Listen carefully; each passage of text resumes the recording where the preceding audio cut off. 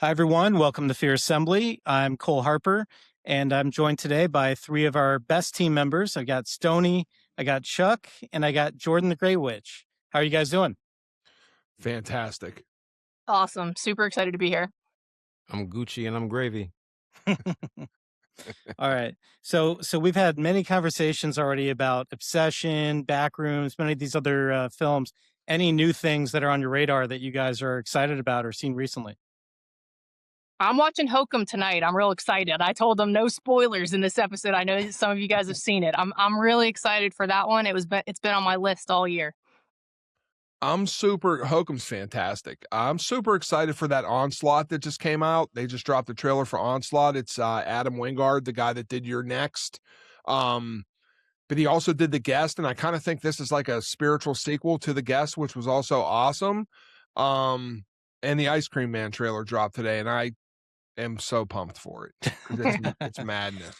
Now, did you see the Ice Cream Man in its entirety? Like, did you get an early screener to it, or I is cannot confirm or deny that. Ah. So basically, he got that shit. Yeah. All right. Wait, is this the Ice Cream Man from Eli Roth? Okay, all Yeah, right. but it's no relation to the comic book or the Clint Howard movie from the 80s. Like, it's its own separate thing. It's like The Birds with Kids. And I can assure anybody. That movie looks nuts, bro. Dude, listen, do you want to know what the crazy thing about it is? Is like all these comments saying, "Oh, you showed everything in the trailer." Like, what's in that trailer is the tamest parts of that movie. Like literally, it's insanity. What was the horror movie? It's gonna drive me nuts, the name of it. Remember the old lady that was like climbing on the walls of the diner, and then all the angels come in and kill everybody? There's an Ice Cream Man in That's that one Stephen too. King movie. What's the name? I'm Did this blanking. have Keanu Reeves in it as well? Ain't that The Mist?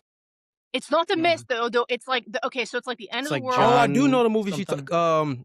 Freaking A, bro. Remember the old lady that was like climbing on the diner walls? I know exactly what movie. There's an Ice Cream Man in that too. That's no relation to this new one? No, it's like its own original entity, but I want to know what that movie is. One of us is gonna remember it in like 20 minutes. Yeah, for sure. We'll be wrapping up. I'll look it up during. Don't worry. Yeah. You're talking about Legion. Legion. Yes. Yes. Yes. Legion. Yeah, that movie is so underrated. Stoney with the win. Oh, I didn't even tell my anticipated movie. Well, we're waiting. Definitely Ice Cream Man for sure. I saw the trailer today. Well, the full one, and yeah, it was wild, bro. And this other, because I'm a big like analog horror fan, and I love liminal spaces. I think I made plenty of videos about liminal spaces and how I said that right now in pop culture, everybody says the 2020s doesn't have an identity, but I said that when it comes to horror movies, the identity of the 2020s is definitely going to be analog and liminal spaces, because we've been seeing them popping up ever since Skinamarink dropped, and ever since Vivarium. We've seen more and more come out, and there's one coming out called The Space Between. Oh, looks so good. Yeah, it's a liminal space horror movie about a mall. So yeah, that I'm looking forward to that one, because I'm certain that that's going to be the wave of horror for this decade. Is there a trailer for that one? No. They released. There was an article in Deadline a couple days ago where they said that it wrapped, and then they had like 3 stills from the place that they shot it, because they did an article about because they shot it in a currently active mall, so they had to do their scheduling in between the mall being busy.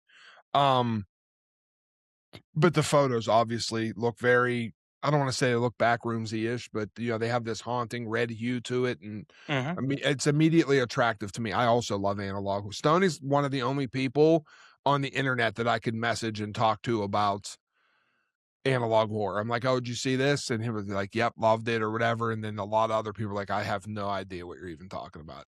Speaking of liminal spaces, and I know we were talking about folk horror, there's actually a folk horror called The Woman in the Space. Okay, it's a Japanese folklore Mm. where when you open a drawer or you open a door and there's a space there that's normally contained by the drawer.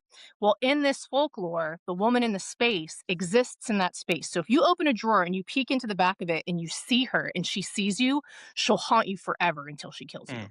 So like that's the folklore. I would love to see a movie made about that. There's Oh, so man. many cool like weird folklores like that out there. It just reminded me of it. I just figured I had to tell you. That would Mm. work well in liminal space too. Yeah, that's what I'm saying. It's literally called the woman in the space. Like she's like exists. She's like an entity that exists in that space. It's like it's usually in those type of legends. It's like a wronged woman, right? And she's like out to get everybody. But I would love to see that, like sort of Grudge style. Yeah, I Mhm. hope Hollywood doesn't. I know Hollywood is like a idea now type kind of place. Like now everybody's going to be clamoring and trying to get out there to get the next Curry Barker or the next, Kane Parsons or whatever it is. And I hope that they don't lose the fact to, these guys were like somebody before they're somebody, like the Backrooms has been going on for a long time. Curry's been working for a long time. Like just any average YouTuber can't just make a movie type kind of thing. So I hope they really dig through like the stuff that people love. Like there's the Weather Channel 50 the Weather Channel 58 one's really good. Then there's the Greylock tapes. Mhm. I'm sure we're gonna get some kind of weird Poppy Playtime movie, but Yeah, that's already been announced. They already doing that one. yeah, the Poppy Playtime, yeah. Yeah, they already doing that one. Yeah, and there's also a lot of great screenplays out there listed in places like the Blacklist and others where you discover it, or maybe Jason Blum with Blumhouse, and then they hand it off to one of their creatives, and so it's a situation where you could have a writer and then a different director, that's more polished. I know everybody was saying, oh, Caden Parsons didn't do Backrooms, and then you had Mark Duplass jumping in saying, what are you guys talking about? Like I was there, and he absolutely was directing this. There was no ghost director, co-director type of situation here. So I think there's going to be many ways that a lot of these cool stories are going to come to life. But it just so happens, majority of the time somebody writes a screenplay, they want to direct it, and I think most of the time it works out because they have a vision in mind, right? And for many of our team members that have written various projects or have projects in mind, it's like who better than the group that put it on paper to then go and pick up a camera and film it. Yeah, I know Kane Parsons, he actually didn't write Backrooms. He had help with the script, but Mhm. he did all of the directing himself. But he there is someone credited as a writer on that movie. And honestly, I've been doing some breakdowns on the Backrooms, and the more and more I uncover and think about that movie, not Mhm. to say that a 20-year-old can't be that deep or that, can't be that layered and deep. I definitely can tell that from the psychological and metaphorical aspects, that definitely came from a more mature mind. But the visuals, the camera work, and how the story flowed, that was 100% Kane. I'm excited. I haven't seen that one yet, so that one's coming up for me too. Yeah, it's I love it. I mean, it's getting mixed reviews. I personally, I love that movie. I saw it twice, 2 days back to back, and I have more breakdowns to do. I got a long form video coming on the breakdown in my review. I'm kind of obsessed with that movie right now, actually. The second time I seen it, I liked it even more than I liked it the first time, and, like, I really liked it the first time. Like, I think they nailed what they set out for, and I think it's just, and I hate to phrase it this way, but it's just a movie that you either get it or you don't get it, plain and Yeah. simple. Like, there's all this lack of character development. They weren't developed properly, and like everything that happens in that movie from start to finish is exactly what it's very deliberate, and understanding like how they deliberately conveyed that to the audience just really worked for me as a viewer. Yeah. And I also think it's quite genuinely scary. You know what I mean? Like you got Yeah. this fucking guy that that's it's like a mirror image of his life, and like we all go through that. Like especially as you get older and you wonder about your life and like where you're at. Like sometimes we could be stuck in our own reality of a version of the back rooms and not even know that we're stuck there. Mhm. Yeah, and honestly, anybody who says that there was no character development, that is a immediate sign to me that you don't understand the movie, because the point of Clark was there is no development. He wasn't supposed to develop. He was supposed to be stuck in his ways, and You know what I'm saying? And the minute that he did show a little bit of character development, it wasn't really character development. It was him accepting that, hey, I'm just this way. I can't change. And when he tried to tell his darker self, you know, his life form self, that hey, we're good. We don't got to change. We don't got to heal. His darker self was like, what do you mean we don't got to heal? I'm the only reason why I'm here is because of how screwed up you are. So if you Mhm. start to come to terms and be at peace with who you are, I don't like that. So I have to create more chaos. And that's why his entity killed him. I 100% agree, and it's something that, me is where I'm at in life. It's completely and totally relatable to me. Plus the Yeah. images and, like, going back to what you said about, like, a 20-year-old kid doing it and maybe somebody being there that has a more mature mind. Not only do they have a more mature mind, but I don't even know if, like, I agree with that, but they also have, like, years and years, like, whoever helped him write that has been developing scripts and characters for a long time. He's been making, if you watch the Backrooms on YouTube, it's nothing but liminal space. Yeah. So Mhm. he's good at world building and creating the world. So That it's was going cool. to It's be a my good question. collaborative effort. Yeah, go ahead. Yeah. So for Jordan and I who have not seen it, and I assume some of our listeners have not seen it and are considering going to see it tonight or this coming weekend, do you feel like it's better to just go in and watch, or should we check out some of the YouTube things first and kind of get familiar with this world? What is the better approach in your opinion? I like it both ways. Yeah, I was just gonna say I think both ways work because the movie could spark the curiosity for you to Mhm. go back and learn more. Yep. But watching the original content before could give you a better insight to what you will be expecting because I've had a lot of people in my comments say like, "Oh, I had no clue what to expect from this movie. I thought it was going to be, you know, ghosts and jump scares, but they ended up getting this kind of slower burn liminal space thing and they don't really understand that." So their opinion of the movie was jaded based on their lack of understanding of what the Backrooms is. But if you have an open mind, I think it can work both ways. I like jumping into movies not knowing a single thing. I like seeing the poster and being like, "What's this about? All right, let's put it on." Because that way you're going in absolutely blind, and then if I do love it, then I'm gonna go back down the rabbit hole, watch all the stuff, and then rewatch it again with a new fresh set of eyes. And I Yeah. think that's so much fun too, especially like when you're not familiar with the source material, which I'm not. So I Mhm. think I'm just gonna jump in. I'm just gonna watch it and just see how I feel and then do the digging afterwards and then rewatch it again with a fresh lens. Yeah. Upon thinking about it, I almost think going in blind is better than knowing any of the lore of the Backrooms because you have nothing. It's such a unique experience.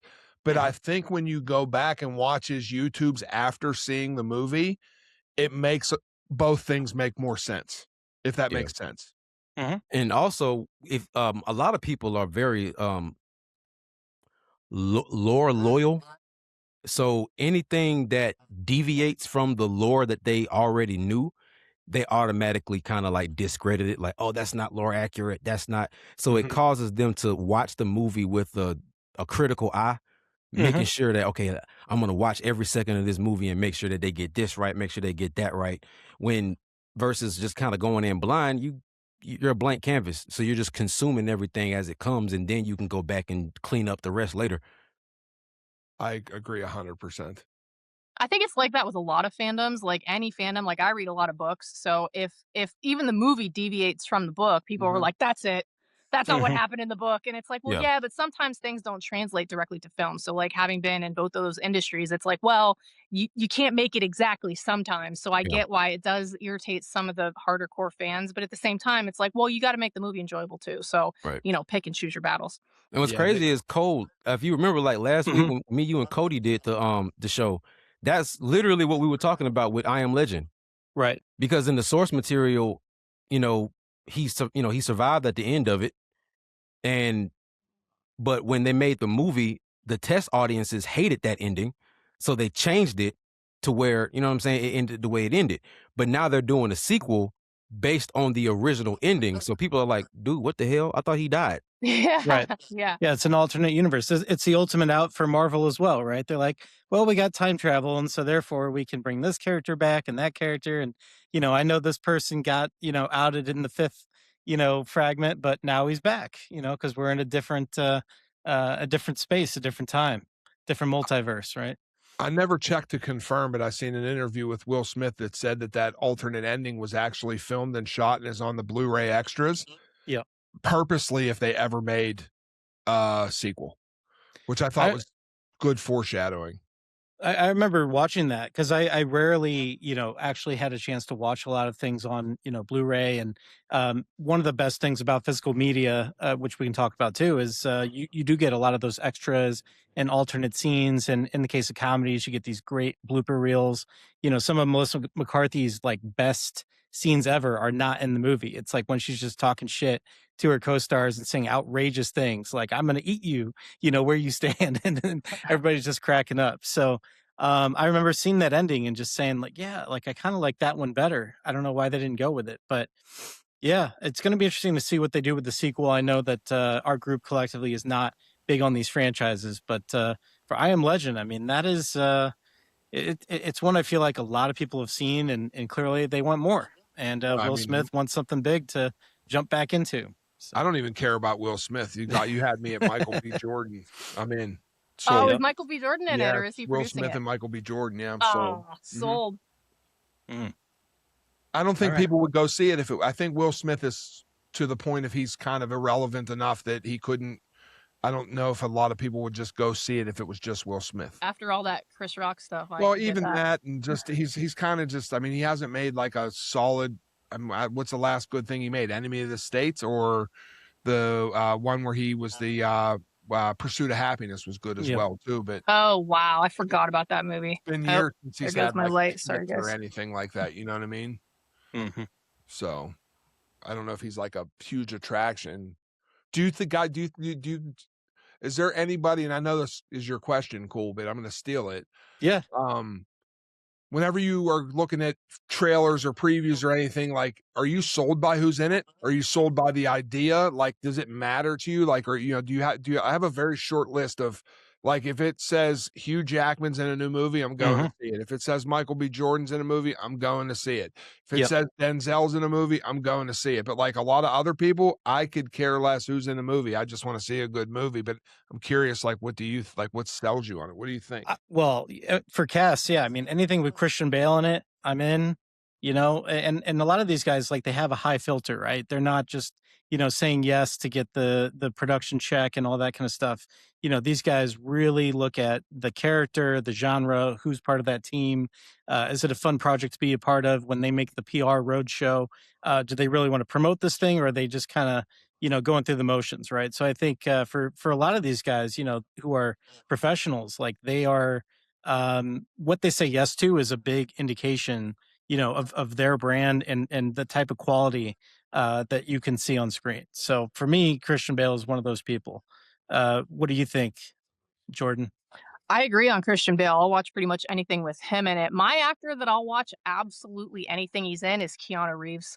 I don't care. He is my Nick Cage. You know what I mean? Like, everyone's like, oh, I'll watch anything. I will watch anything with Keanu Reeves in it. Don't even gotta pay me. Yeah, all right.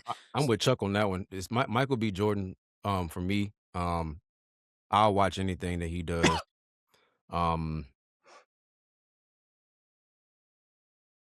Yeah, and that really, Michael B., Denzel. I mean, those guys are always going to get my views. Because I'm mostly like a horror fan, mostly, and and most time horror movies usually thrive with like one-off people.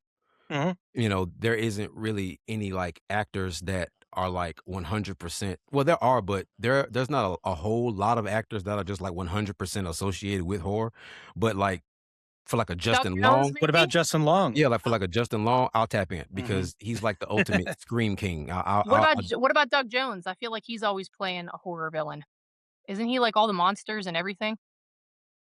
He's in Pan's Labyrinth. He did obviously Hocus Pocus. He's the zombie in that. He's Shape of Water. He's the monster in that. Like, he's the monster in everything because he's got that weird like gangly body. So I'll watch pretty much anything with Doug Jones in it, but half the time you don't know it's Doug Jones because he's got so much stuff. Yeah, he's all in makeup. Yeah. Yeah. All right. And Chuck, just to throw this your way, you brought up, you see everything with Denzel. Did you see Highest to Lowest? Yeah, May 24th. It's on Apple Plus. What were your thoughts on that one? I think it's solid, but it could have been a lot better.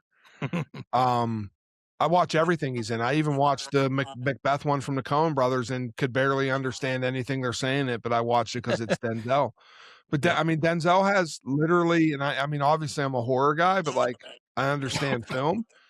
Dude's on an epic run. Like he is, it's just like what banger after banger after banger. I'm a man on fire person. But whenever we were talking about like I've been on Michael B. Jordan since Fruitville Station, which was fantastic. And then I heard you say physical media cool, and my birthday's coming up, and you can't get a Sinners steelbook or collector's edition anywhere. Like they're gone. Like they were gone so quick that you can't get them. You know what I mean? Like you can get like a used plastic one on eBay. And I bought Mantle. There's a company called Mantle Lab that released a real nice in the box collector's edition with all these pictures and stuff, and I bought it for myself for my birthday because Sinners is like the only movie that I don't. Yeah, it was like $240, but like I need to have it, you know, because it's like. Yeah. But No, you needed that I've watched for it sure. on Max. I've watched it on Max like 11 times. You know what I mean? Like I need it's something I felt I needed to own, so I got it from. I was real excited to get it. Yeah, I'm building my horror wall in my studio now, and the first poster I got up is a Sinners poster. Yeah. That's the first thing I put up when I'm building my horror wall because that movie was just amazing to me, and I don't know, I just felt like a shift in the cinematic atmosphere when that movie came out. It was like everybody saw that movie and it was just like, yeah, we got to get our shit together. Yeah. Well, I swear to you, when I watched Sinners, I looked over at my partner, and this is the truth. I looked over at him and I was like, "Is there a Matthew L. Jordan? Is he twins?" And he was like, "No, he's not twins. That's him." And I'm like, "That's him?" Like I was like, "Oh, he's winning. He's winning for this. Like you're out of your Yep. mind." And of course, he won. Well deservedly won. I was so stoked when he won. He's gonna add a zero on every paycheck he gets from now on out after that Oscar. Oh, Good for him. he could do pretty much anything he wants now, I would imagine. I still I think know he's that doing Fourth Wing, which is the dragon book. I'm the book nerd. He's producing Fourth Wing, the live adaptation of that. So I don't know if he's going to be in it, What but I is know that he's about? producing. So it's about a dragon riding academy, right? So it's about this young girl who's going through this dragon rider school, and she has to go through all these tests.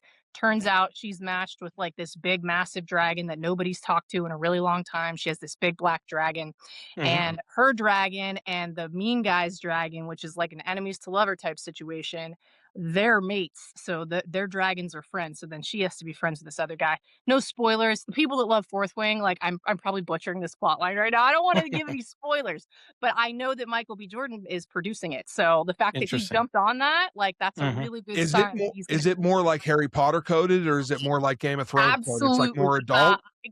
adult? It's definitely adult. For sure. There's sex scenes in it, so like it's definitely like adult book.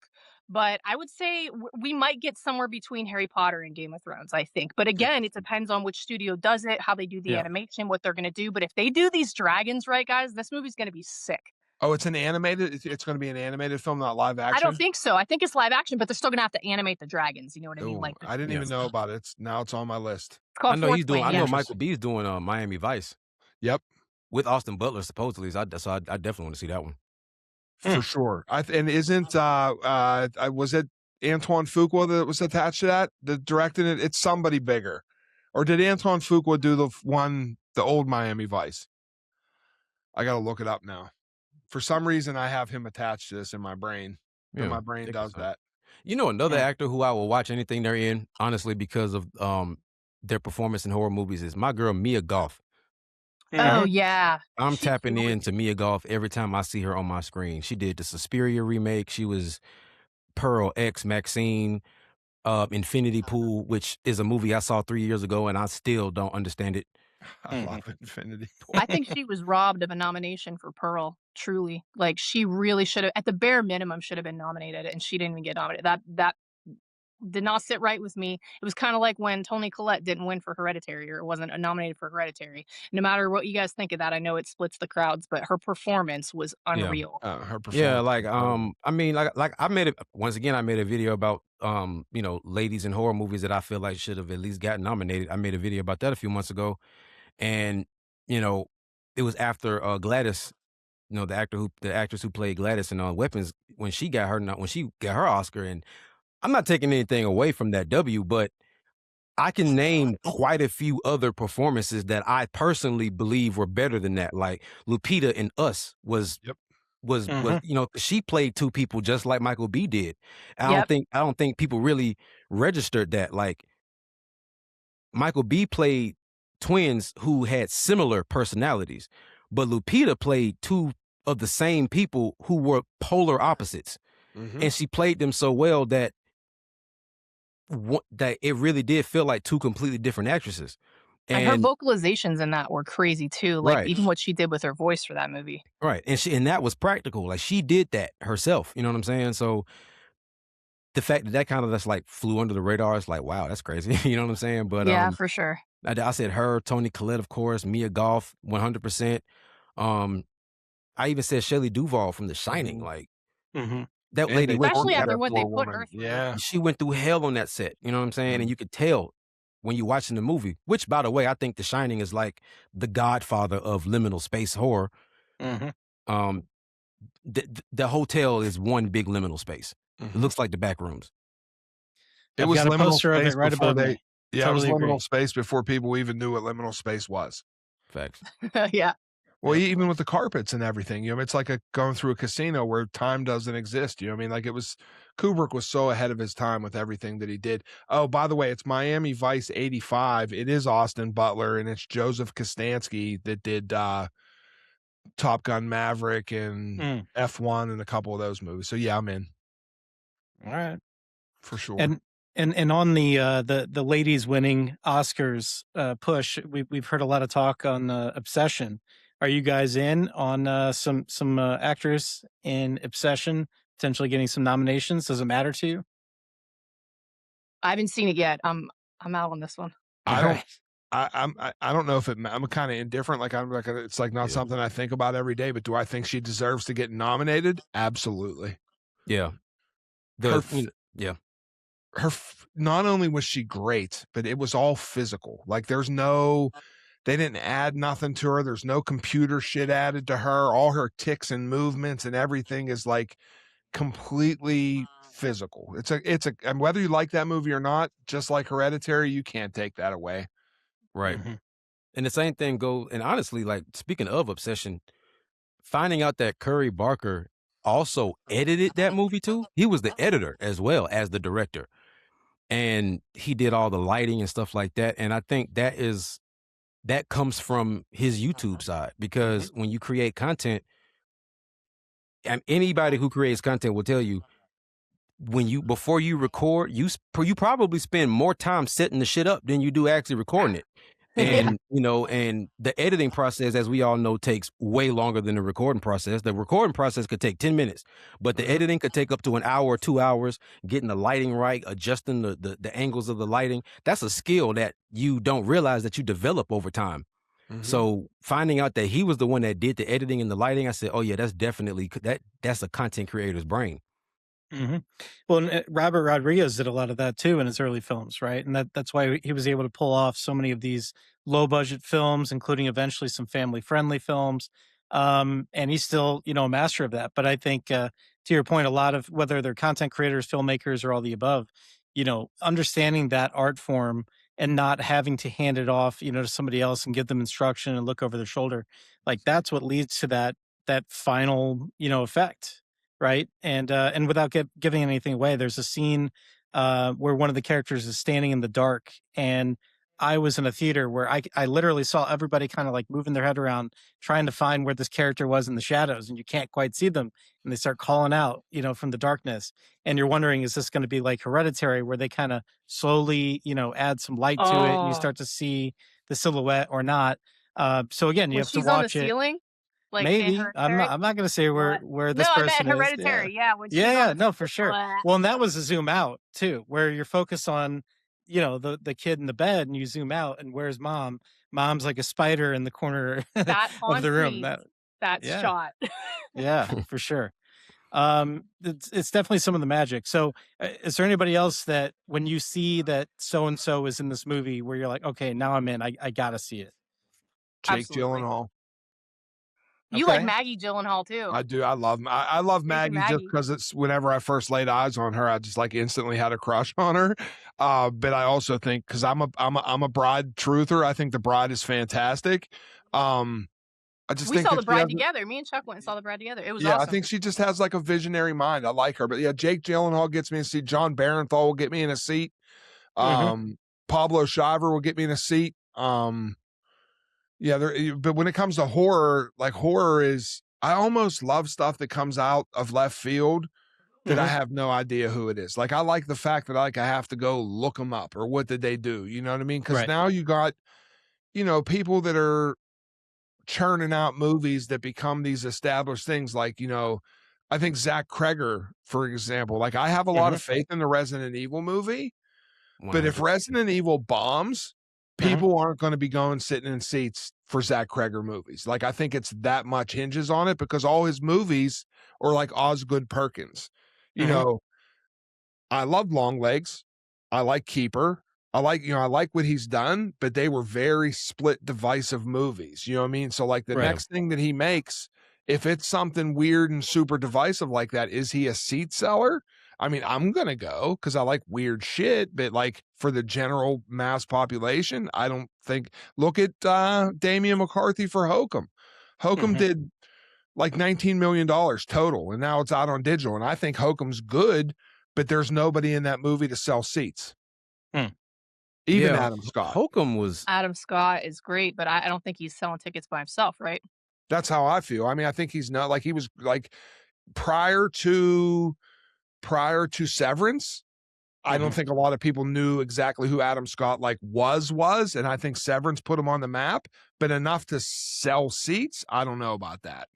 Well, He was big like in in comedies, comedies. right? So he Yeah, was in comedy. Step Brothers. He was in a lot of classic films. I mean, I don't know. I think you and I slightly disagree on that one, but Hey, it's fine. Yeah. putting box office aside, I think there's just so many talented directors and actors out there, and for everybody listening, if you see something and it has your person in it, and you want to go see it. That's my view of it, no matter what the genre is. yeah. Um, I realize I'm more of a director person than an actor person. I Mhm. just unfortunately we don't have that same kind of like Hollywood star power that we had back in like the 2000s and the 90s, whereas like actors sold seats. Really, it's like directors sell seats now. So like Mhm. that's really what gets me more excited than finding out, who's in the movie. I really care more about like who's directing it because if you tell me, oh, Robert Eggers got a new movie coming out, I'm in. I'm going to I'm see that shit. there. Yeah. You know what There. I'm saying? I was about to Um, mention Eggers. Thank yeah, you. like if you tell me James Wan is directing, not producing, but Right. directing a new I'm in. movie, I'm in there. You know what I'm saying? I can't wait for Werewolf by Eggers come out. I think it's in November. Yeah, so like with me, it's directors for me, bro. Like, if Eli Roth makes a movie, I'm gonna go see it because I want to see how batshit crazy it is. Mm-hmm. Because Eli Roth, he's kind of a hit or miss. You know what I'm saying? Yeah, it might not be great, but you're gonna see some shit. yeah. Yeah, All right. Like- I love Del Toro all day. I'll watch anything he makes. same. Yeah, because Eli Roth actually directed one of my recent favorite slasher movies of all time. Thanksgiving? I think Thanksgiving is a freaking slasher masterpiece, bro. I love that. I love that movie. It's a shame. It's a shame about Thanksgiving too. Why? Facts. It's all written. It's all done. It's ready to go. And I seen this written on a bathroom stall wall is where I got this information from. So it may or may not be true to protect myself. Blind items. Well, there was a budget. It was proposed with a budget, and that budget had a number, and they wanted to do it and wouldn't budge off of doing it for less than half of what that was. Mhm. And he said, I'm not turning out Hollywood slop, and said, fuck it, I ain't doing it. And that's why he has a new company and he's doing what he wants. So maybe that movie gets made. I guarantee you if Ice Cream Man crushes at the box office, they cough that money up.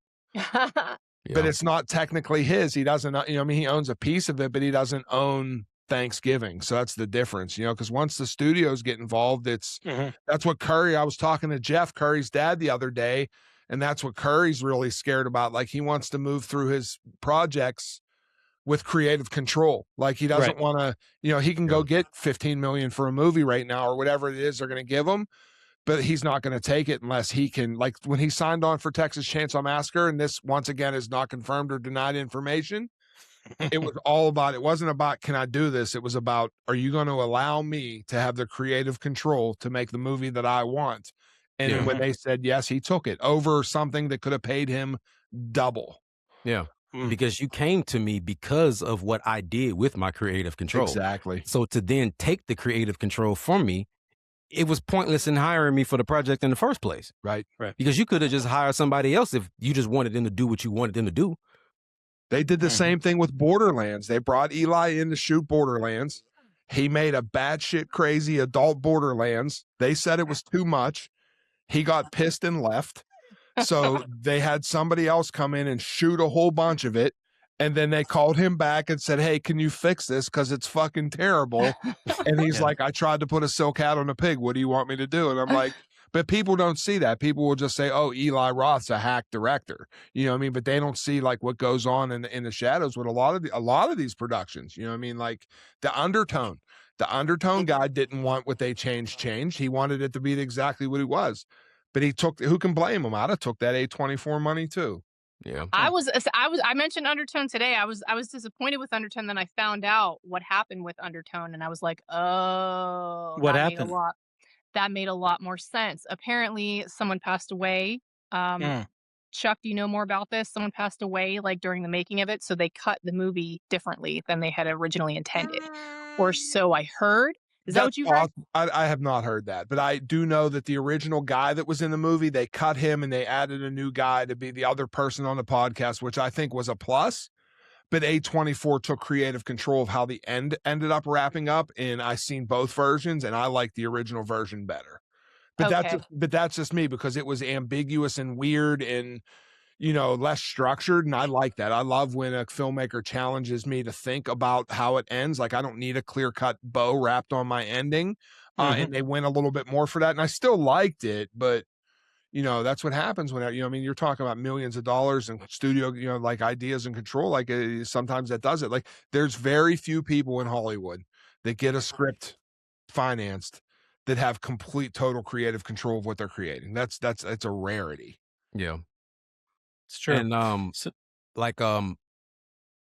speaking of like folk horror, one of my favorite folk horror movies is Midsummer, and that one was directed by Ari Aster.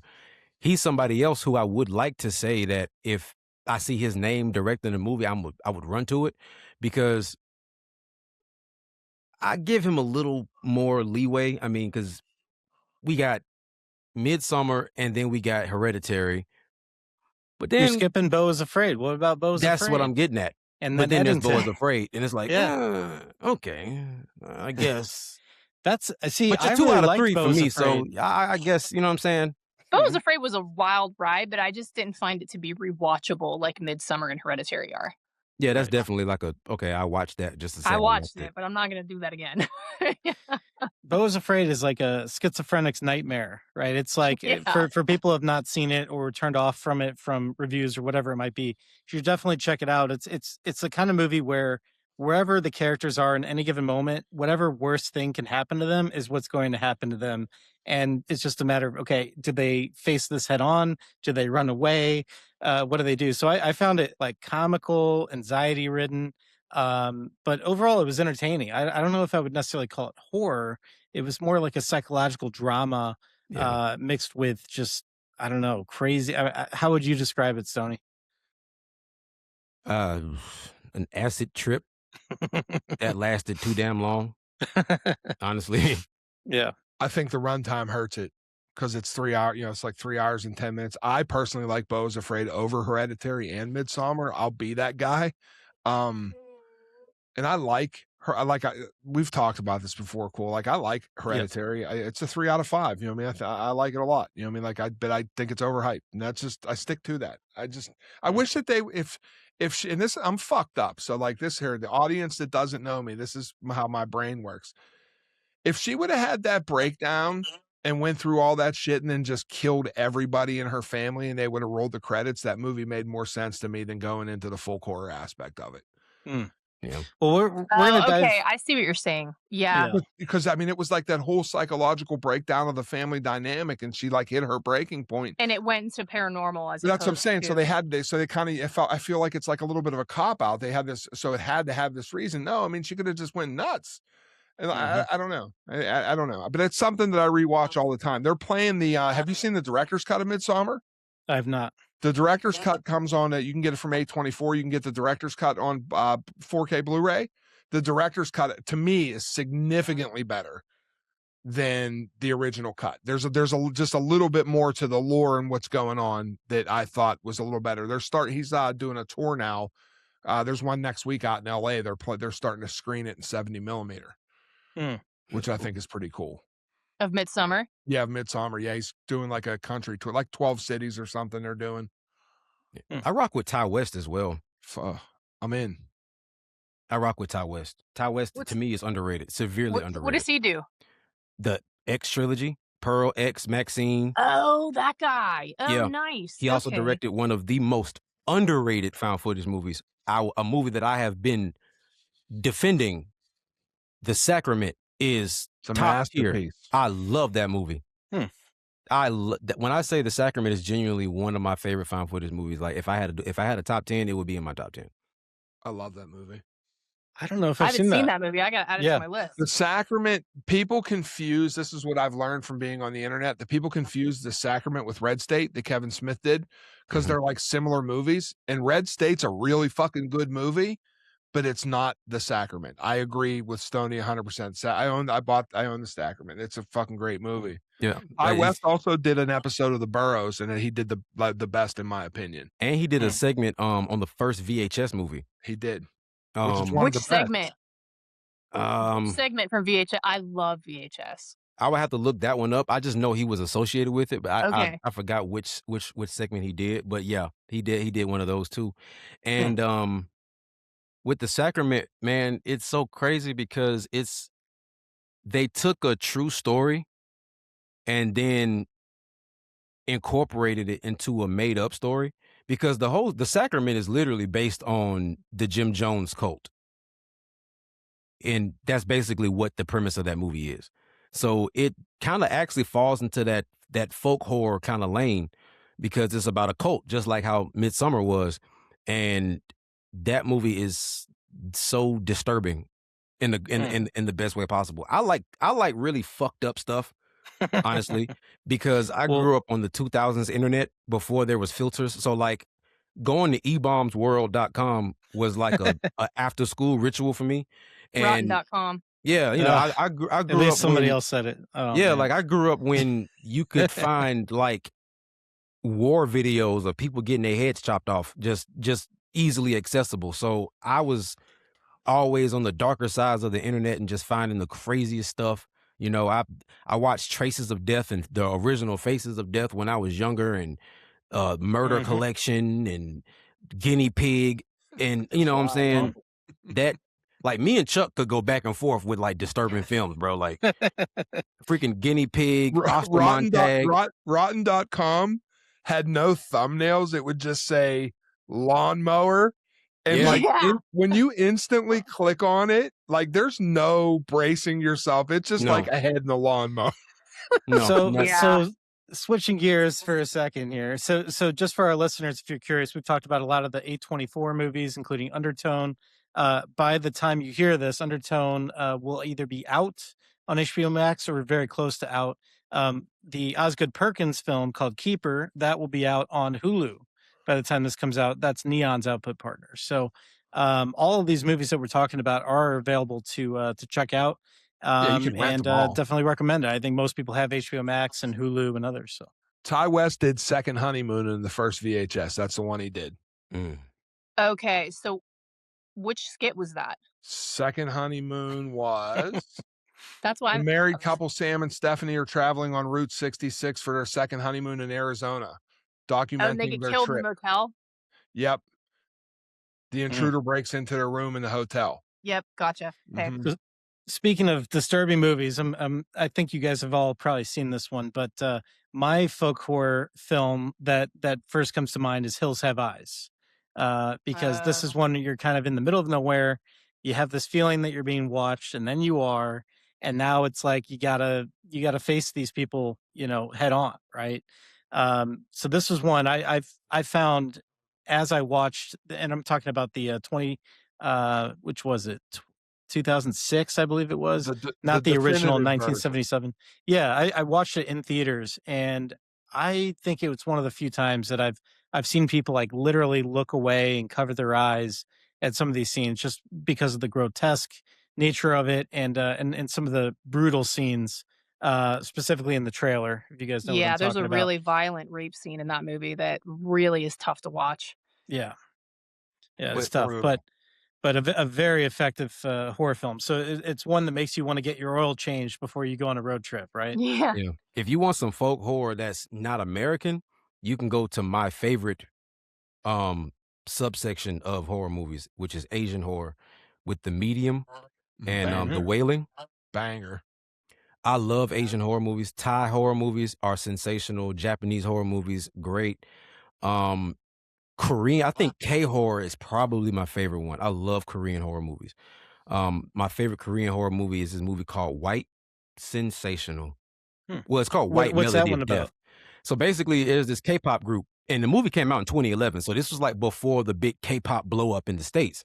Mhm. So, and I'm really surprised that that movie hasn't like had like a resurgence because of how popular K-pop has gotten. So hopefully, whoever listened to this will be like, oh shit, you know what I'm saying? So it's called White Melody of Death. It's about this K-pop group, and they're fairly successful, but they're really in desperate need of a hit.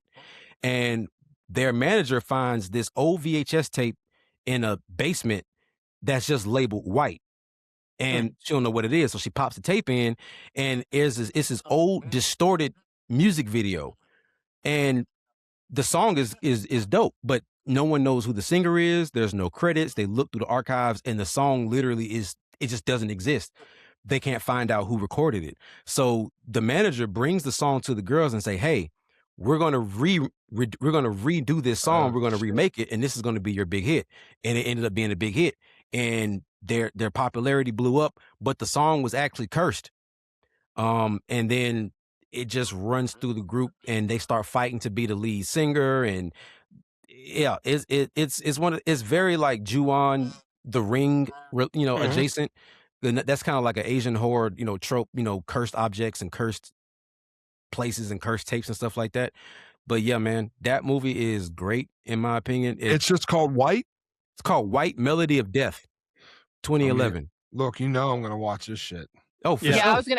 I wrote them down too. I'm writing them down. Yeah, 'Cause I'm what? like, "Ooh, I don't know No, that dude, one." I'm so fucking serious. Like, White, that movie is awesome. White, the Melody of the Curse. Yeah, Melody of the Curse. Yeah, something like 2011. Mm-hmm. And what's so All funny in. is the first time I watched that movie, I was actually in college, and I was watching Netflix on my freaking iPad. And that was the first time I watched that movie. And the first time I watched it was in 2012, and I have literally been in love with that movie ever since, bro. I am a big Asian horror movie fan.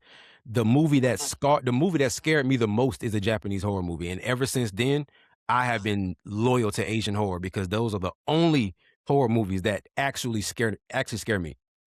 The Grudge scared the shit out of me. Yeah, the Grudge literally damaged me, bro. That little kid, that would meow. Oh my god, I had the Grudge is I don't care what no one says. The Grudge is the scariest movie on planet Earth to me because it scarred the hell out of me. Like out of every movie that I've seen, I remember that video. No movie has ever affected me the way The Grudge did. And then my stupid self, when I watched the original one, I found a DVD copy of Ju-on at Walmart. And it was so strange because I'll never forget this day. I was with my pops, and I was just going through physical media back in the day. I was just going through the DVDs, and there was one copy of Ju-on, and it was in the very back, and it was behind a bunch of other movies that were not Ju-on. It was just this one random copy of Ju-on on DVD in the back of a rack at Walmart.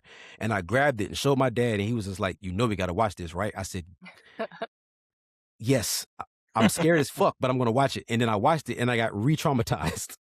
Yep. What movie? Okay, I'm going to ask you guys, what horror movie will you not watch again? Because it's too The Any one scary movie, or too gory or the not one Any good? movie, reason. the one movie that everybody, and Chuck knows exactly where I'm going with this. Mhm. The All right. one movie that everybody brings up every time you try to talk about disturbing films Mhm. is always an idiot in the comments. Go ahead, Chuck. Go, You no, can you're say, good. You're good. what about a Serbian film? Yeah. Yeah. I'm never watching that shit again. Yeah. I'll never watch it again. I'll never watch it again. It has it to me. I understand how people say it has all this artistic merits and all this, and to me it doesn't. So I choose not to watch it. It's a, you know, I'd rather watch The Human Centipede 2, which I do think That has artistic merit. that In was my going to be my answer. So now I got to think of another. Go for it. what's two, Yeah, one, two, or Human three? Centipede. No, But that's well, fair. He can the still have that one, original. I feel like. Yeah. That Oh, one's fair. the 3 I second won't one, watch again. the original one is like Nickelodeon compared to the second one's really fucked up. Do you know what's crazy to bring everything back full circle? Because I also love, me and Stoney have very similar taste. I love Asian horror. I love Thai horror. I love Japanese horror. I Mhm. think they put more truth on the screen than the US. Like you're actually going to get the story. Mhm. But most Japanese, most Korean, it's all based in folklore. Like, would Yeah. you call it folk horror? I mean, you could, because you Yeah, know you The could. Grudge is based on Ryo, which I probably butchered, It's but on it's a Rio. very wrathful, vengeful spirit that like people Mhm. over there are literally terrified and have been telling stories since they were kids, and Mhm. like Mhm. that's what The Grudge is based on, and it's Yeah. like all those movies. Have you seen? There's another one. It's on Netflix too. Is Incantation, That's which actually, and what's so crazy, that's actually a Chinese horror movie. And that's so crazy because I don't really know that many Chinese horror movies. It's always Thai, or Korean, or South Korean, Japanese. yeah.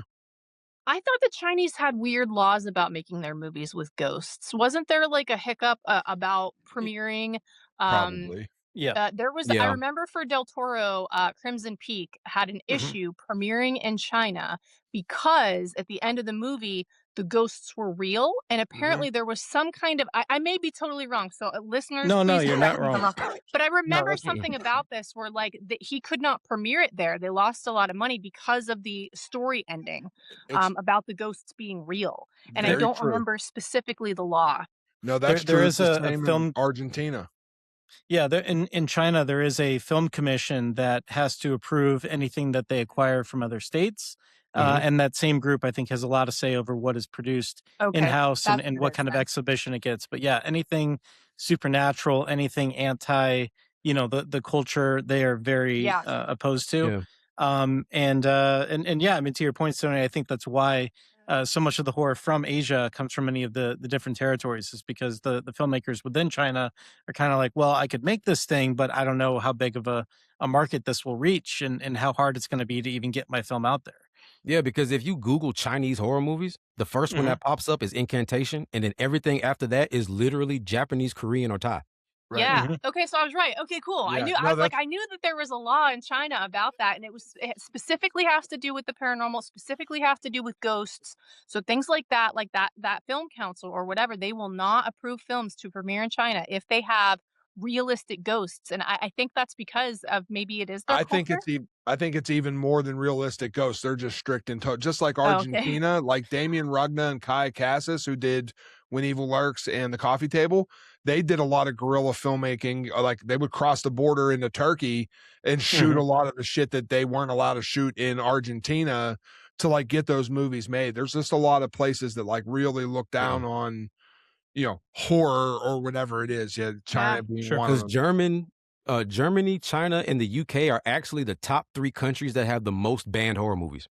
Wow, that's so The wild. UK is the reason why there's the video nasty era. Was from That the came UK. from the UK. That's not actually an American thing. That's actually from the UK. The 80s video nasties era, like Evil Dead, that was considered a video nasty. Maniac was a video nasty. That came from the UK. The UK is extremely strict. In Germany, of all places, Yeah.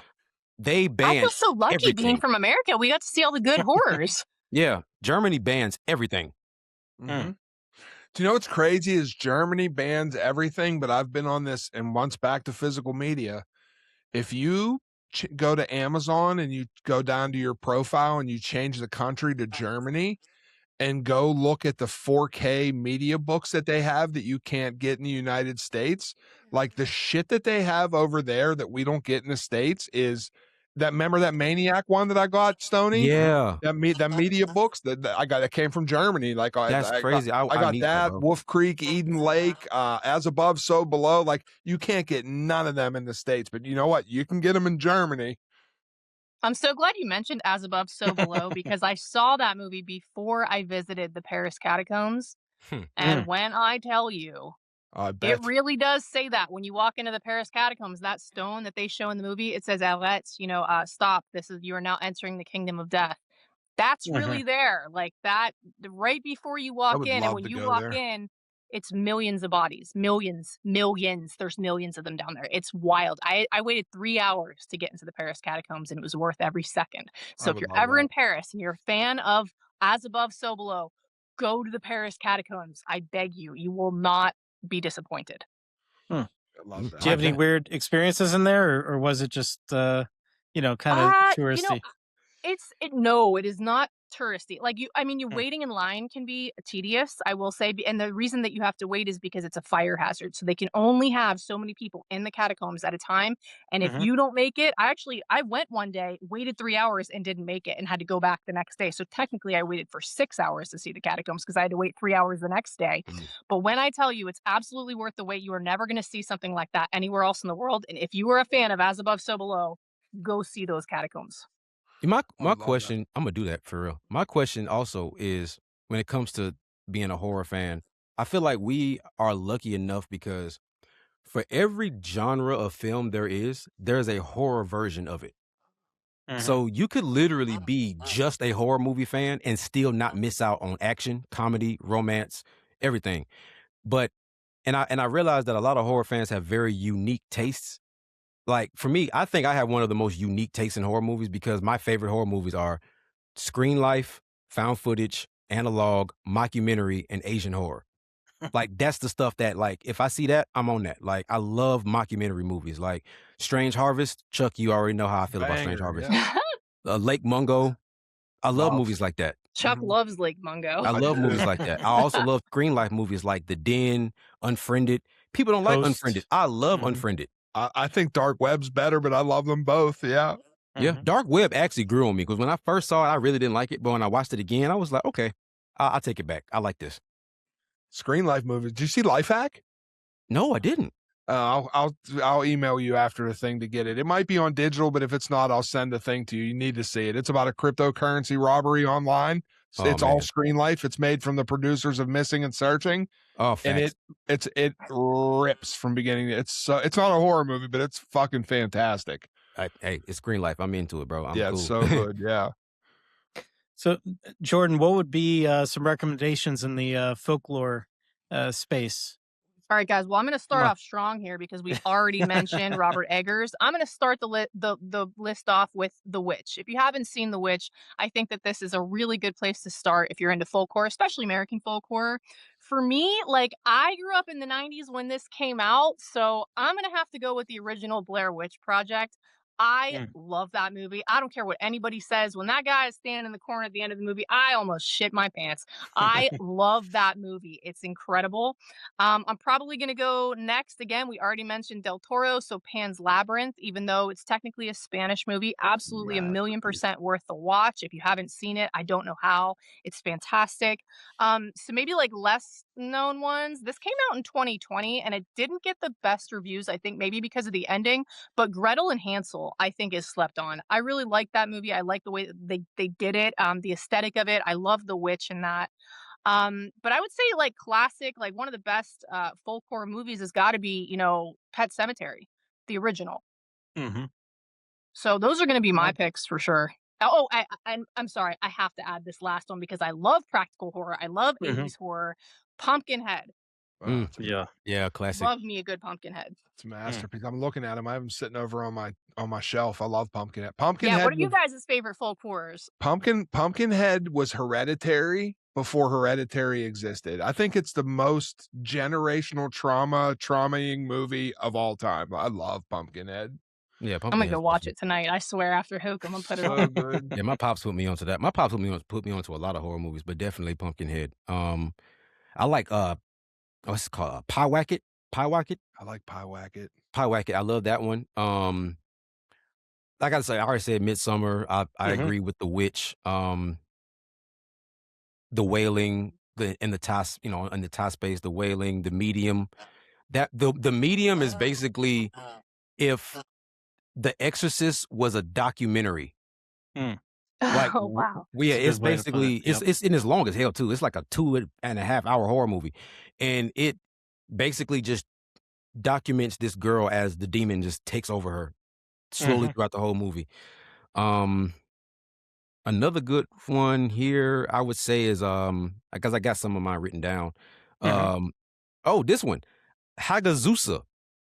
Listen, it's on my list. It's a banger. Yeah, Hagazusa, that one. Which country is that one from? Ramadan. Let me see here. Let me just go to Google real quick. Hagazusa. I How don't do you know. spell that one? I don't know that one. I think Hagazusa is better than The Witch. How do you spell it? Hagazussa. Hagazusa. Oh, gotcha. Okay. Yeah, that one's kind of crazy. And I like You Won't Be Alone from 2022. Come on, Stoney. Bro, you know I know ball, bro. Like, come on, man. It's one of the most brutal fucking movies Yeah, ever. bro. It's Like, so dude, like good. when he said folk horror in the beginning, I was like, shit, let me go ahead and write these down because I got a few of them off the top of the head. So I guess there is a lot of folk horror movies that I like that I didn't think I liked. Would y'all consider Children of the Corn a folk horror movie? 100%. Yeah. Okay. All right. A folk slasher, maybe, but yeah. Yeah. I can see that. Did you guys see The Ritual? I believe that was also on Yes. Yeah, Netflix here in the Ritual's United good. States. Yeah, one of the best monsters or creatures, at least creatively, in recent memory that I can think of. It was a horror novel before it was the movie, but yeah. And also, I just have to say, Stoney, if you love the Asian horror films, have you seen Shudder with two T's? Of course. That's, the original in my one. opinion, Yeah, right? the That's one original. of the scariest movies I've ever seen. Yeah, ever. the original one. And it's so crazy because as big of a fan of Ju-on as I am, I must admit the Onryo from Shudder is actually scarier than Kayoko. And that is a stretch for me to say, but I got to be honest, bro. Two more that I have: Moloch, Banger. and I just lost this shit on my list. Okay. Oh, and the Queen of Black Magic. I don't know. Criminally slept on. Jordan, come on, help us out. Have you seen that one? I have not seen that one. That's why I'm writing these down, friends. Queen of Black Magic's on AMC Plus or Shudder. It's fantastic. What's it called? That's the Queen go- of what? The Queen of Black Magic. That's to go in blind. Well, I'm going into all these blind. I told you guys I like to go into movies blind. But but random though, if you want to see something that's like a weird mix of like folk and Japanese, like just weirdness, and if you like Resident Evil, you have to watch the movie that technically Resident Evil is based on. It's a Japanese horror movie. It's called Sweet Home. Sweet Not a Home. good one. It is the weirdest, one of the weirdest movies like ever made. It is so strange, but it's called Sweet Home. And it technically is inspired the Resident Evil franchise because the same year that movie came out, Capcom made the Sweet Home video game. And it's based on the movie. And then they took that concept and basically combined it with elements of like Silent Hills and Clock Tower and basically just made Resident Evil. I love that. I'm going to watch that. They're all good suggestions. Everything he named is in my book of folk horror is a banger and would make my list. I think my favorite, this is a hard pick. My favorite folk horror movie of all time is a tough pick because I love just like the lore and the stories. But Lamb from A24, I love with every fiber of my being because it's just, it takes weird and gives it a new name. It's one of the weirdest, oddball, but it's horrifying, and it's such a deep story about like loss and tragedy and being barren and not being able to have kids and like how a mother would feel if you didn't have a kid with this cute little lamb in overalls. Like it's the wildest movie. I love it. The Devil's Bath came out I think 2 years ago, which is another one that's absolutely fantastic. It's long, but it takes place in 18th century Austria. It's like a little over 2 hours. It's a witch themed movie, But when I read about it took them 7 years before they put that movie into production because every single aspect of the lore of Austria and the situation in that movie is 100% historically accurate to the sets, to the way they did the caves, the engravings, the text, like all the work they put into that movie, like made me love it even more.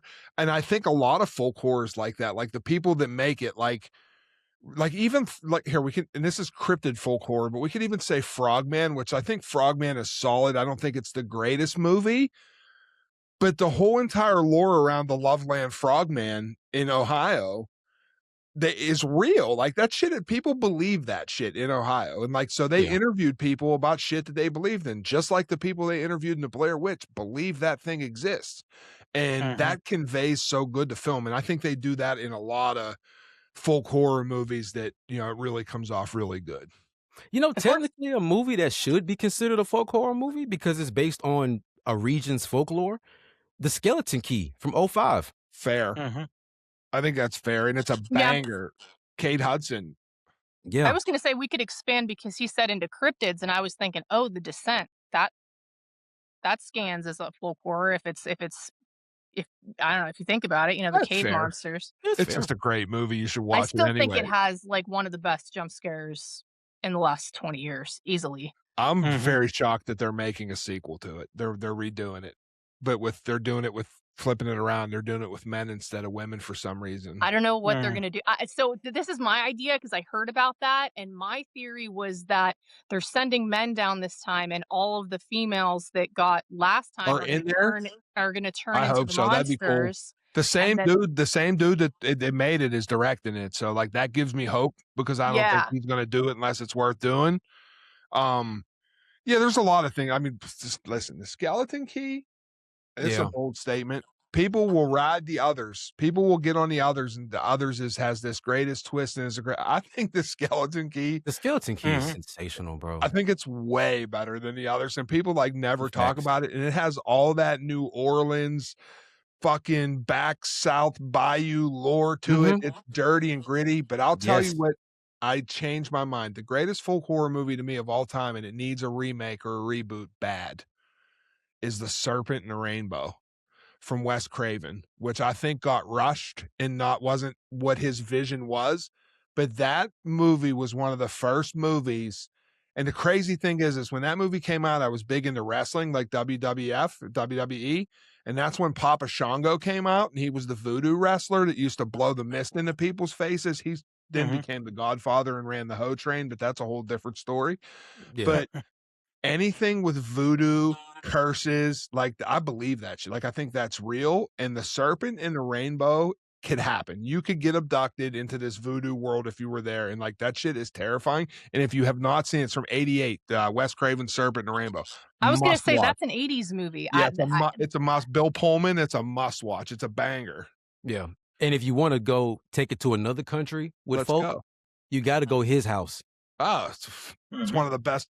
It's one of the most underrated movies of all time. Yeah, you got to go His House. Go if you want to go back to New Orleans, you got to go. Technically, Eve's Bayou is a horror movie. It is a Southern Gothic horror movie that is rooted in New Orleans folklore. That is 100% another up in there. And then if you want to talk about cursed objects and folklore stuff like that, Chuck know this movie.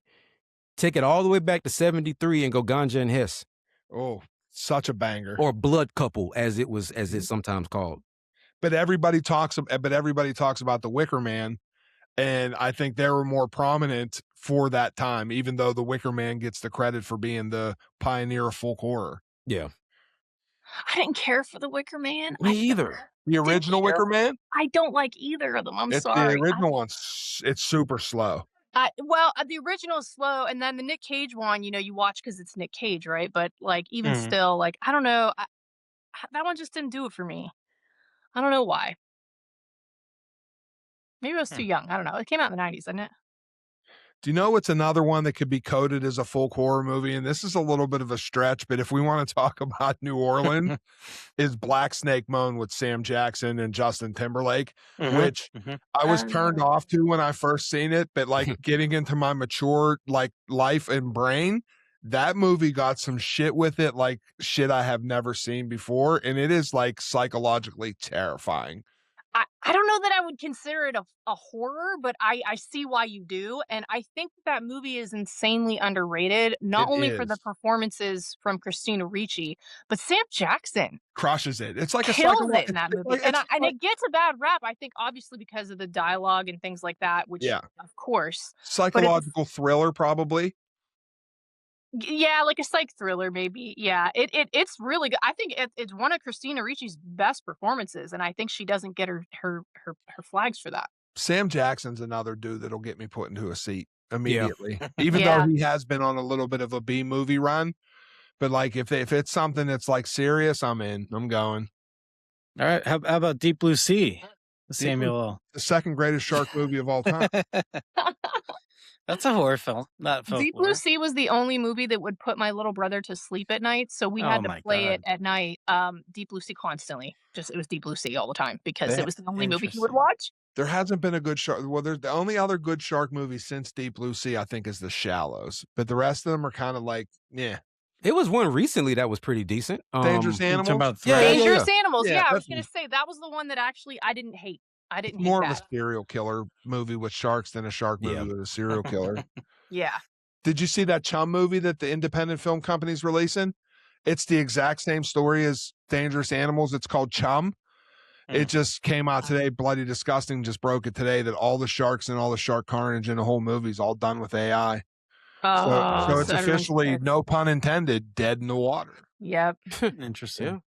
Well, speaking of AI, I want to ask you guys this. How would you feel if somebody said, hey, there's a great movie, you should check it out, but it was made entirely with AI? Would you be opposed to it? Do you have an opinion of where the industry's going as it relates to AI? What is your take? I'll bite first. Okay. I think that I gotta tread carefully here. I feel that AI is an inevitability in certain regards as a tool. So if we're looking at things like Photoshop and stuff like that, I think the Academy laid a very hard boundary by saying no AI actors. They did that straight away. I agree with that. I don't think that should be the case. Do I think that it should be used here and there when it could be? I think it's going to be, whether people want it to be or not. I don't think anything should be entirely made by it. Yeah.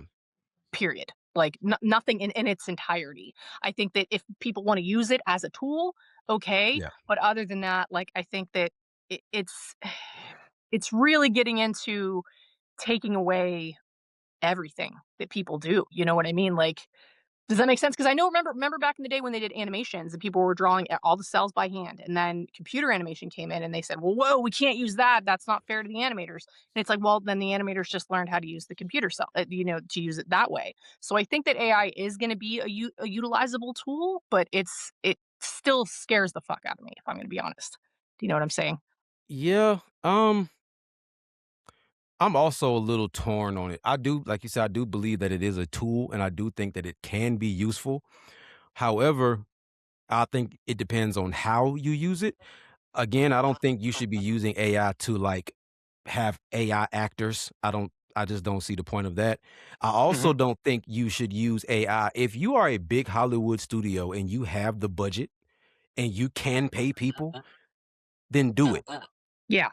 Because you cutting corners to use AI is literally you just being greedy and not wanting to, spend the money when you know you have it. But if an independent filmmaker or somebody like me or Chuck, we want to make a movie and, all we had was a camera with very limited access to technology and stuff to do certain things, and we were to utilize AI in some kind of way, I wouldn't say it was terrible. That wouldn't be a bad thing. 100%. This depends on how it's utilized. I don't think AI should be used by people who can easily create it on their own. You know what I'm saying? Like if I wanted to make a found footage movie, but I wanted to make the footage that I recorded look retro or look old school, I would send it to an AI thing and be like, hey, make this make what I did myself, make it look old. I wouldn't have a problem with that. But making a whole movie with AI is kind of crazy. I'm not Well, going to take a hard stance here either way. I'm going to play in the middle here a little bit. So what I will say about it is, one, the Cannes Film Festival just premiered a trailer and a movie the trailer was full AI at the Cannes Film Festival, not eligible for the Palme d'Or, but still at the Cannes Film Festival. They also had another movie that was 70% AI at the Cannes Film Festival. Martin Scorsese came out yesterday and approved fully using AI storyboards. I'm not going to say whether I'm for or against AI, but what I will say is it's coming whether you like it or not. And you're either Right. going to get with it or you're going to get Right. left behind, just like CGI, because nothing can stop it. I know 3 directors right now that are prominent names in the horror world that you would be shocked if I mention them, and I won't because they're my friends, that are working on full AI productions, not because they love AI, because they're scared to death that their job as a creative is going to get replaced by AI. So they figure they better jump on the bus ahead of time or get left behind. And talking to them in depth and that fear of being like eliminated or replaced it's really sad and it's really Yeah. scary, but it's a money machine. There's nothing that could stop it. They're going to go with the greed and the money, Yeah. even though Obsession, Backrooms, said hold my beer on original ideas, hand shot on real film. I think the greed gives AI the fuel that we're going to deal with it a lot more than we really want to.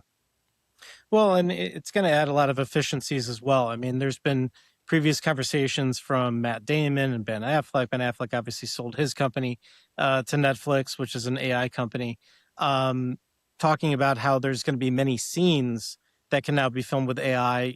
So instead of having to go to the North Pole, to film this, Right. Arctic, car chase type of scene or anything in that kind of space. You don't have to travel out there at all. Just go to a studio, shoot the scene, and then let AI kind of, backfill with all the snow and things like that. And I think the question is just going to be to what extent is that going to be incorporated into film, and will you know after the fact, right? Are you thinking about a lot of these movies where you have like a crowd, involved, like a concert scene or a sports scene or something like that?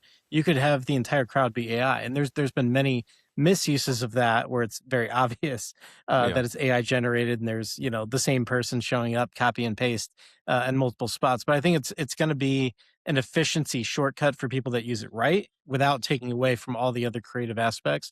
But my estimate, and I guess this will be the first time I publicly say this, I think there's going to be people that graduate from NYU and USC and all these film schools that are very frustrated with what they find, in reality, to going to work at a studio or an agency or wherever they're thinking about going.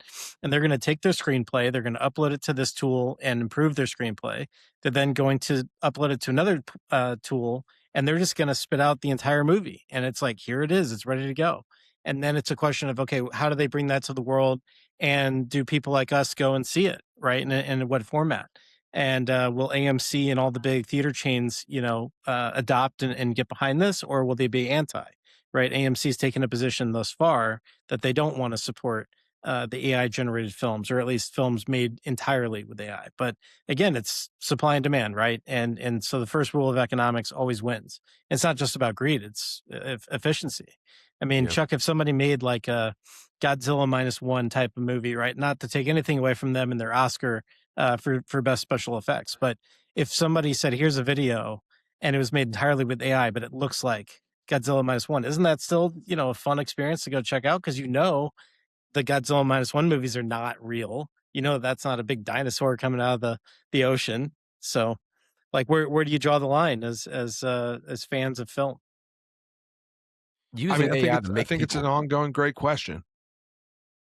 I do think it's an inevitability. I will say that. Yeah. Like whether you want to take a hard stance either way, I think it's an inevitability. It's going to be used as a tool, whether people like that or not. Mhm. And again, like you brought up a great point about like the safety aspect. Like, okay, do we want to hire a stunt guy to jump off a cliff, or do we just AI someone off a cliff, keep everybody safe, and Mhm. not endanger someone, for that reason. So I think that things like that it would be good for, like as to Right. not harm anybody, not to do unnecessary travel, things like that. I could see them definitely cutting corners. But I think that I heard someone say that AI is basically like how the iPhones were received in like the early 2000s, where everyone was like, I'm not getting that. And now everybody has one. So I think Mhm. that maybe it's just like a slow transition into the inevitability of an AI world. Um, but yeah, it's definitely getting a lot of pushback. I've seen a lot of people like, I'm not going to see it if it's got that, So it's like everybody has their own take on it. I think I think we're all being realistic about the inevitability. Um, but in what amounts, like I think that's I agree. Yeah, and most people have been exposed to it through, social media and news and things like that. But as more people, especially, groups like ours start to create with AI, I think you're going to see a lot of really, really cool It's stuff where it's it's like, it's everywhere. There was a full yeah. commercial during the Super Bowl. Go to Rick Hmm. Ross's Instagram page. They're promoting Hmm. tours and it's all AI. Like it's nothing Yeah. but AI ads because they can make them in 8 seconds. yep. Yeah.